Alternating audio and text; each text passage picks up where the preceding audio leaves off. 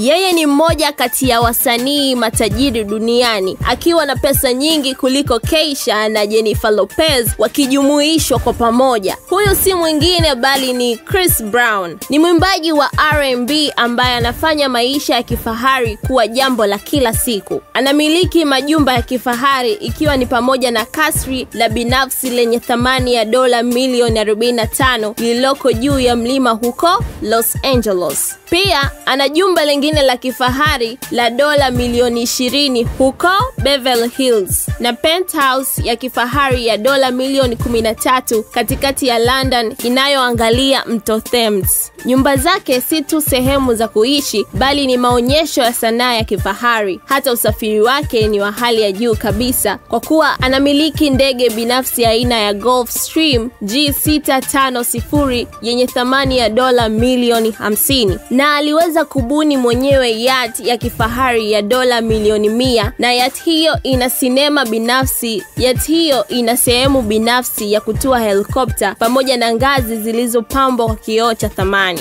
Na hatujaishia hapo tu, tukija kwenye usafiri wake na maanisha barabarani, anatembelea gari aina ya Bugatti Veyron ya dola milioni 2.5 pamoja na Pagani Huayra ya dola milioni 5 na Rolls Royce Phantom iliyopakwa dhahabu. Ukija kwenye bling bling, hapo ndo anaamua kutuchosha kabisa. Chris Brown ana saa ya Jacob & Company ya dola milioni 18, cheni yenye almasi za pinki unaokosti karibia dola milioni 8. Hadi pini zake za shati lake ni almasi 5 za carats.